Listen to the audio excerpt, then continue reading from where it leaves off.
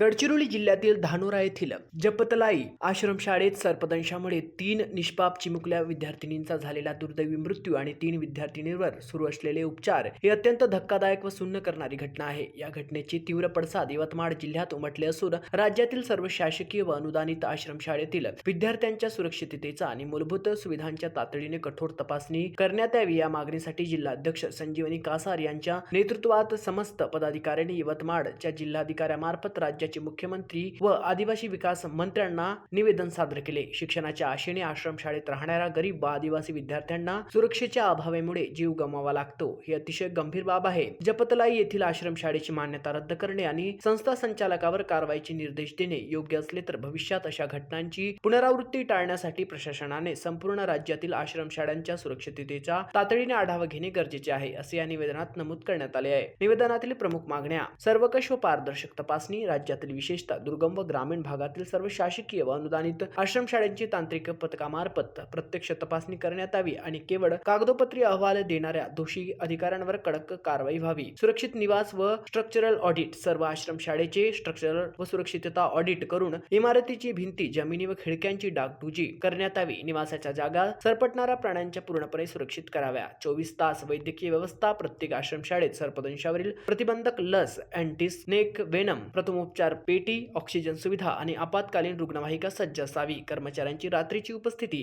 रात्रीच्या वेळी गृहपाल, सुरक्षा रक्षक व वैद्यकीय निष्काळजीपणा करणाऱ्यांवर स्थितीभंगाची कारवाई करावी। आपत्कालीन प्रशिक्षण व स्वच्छता: सर्व शिक्षक व कर्मचाऱ्यांना आपत्कालीन प्रथमोपचार प्रशिक्षण देण्यात यावे। तसेच पक्की सुरक्षा भिंत, नियमित परिसर स्वच्छता आणि औषध फवारण्याची सक्ती करण्यात यावी। या मागण्यांवर गांभीर्याने विचार करून संपूर्ण राज्यात विशेषतः मोहीम राबवावी, अशी आग्रही मागणी संजीवनी कासार यांच्यासह अखिल भारतीय आदिवासी विकास परिषद नवी दिल्ली तालुका अध्यक्ष विद्या परचाके, दीपाली नाईकवाडे, लता हुमणे, लियाकत बी शेख, वैशाली केराम, शुभांगी चचाने, बीना नागदिवे पदाधिकाऱ्यांनी केली। महाराष्ट्र T24 करिता अक्रम दिवान, यवतमाळ।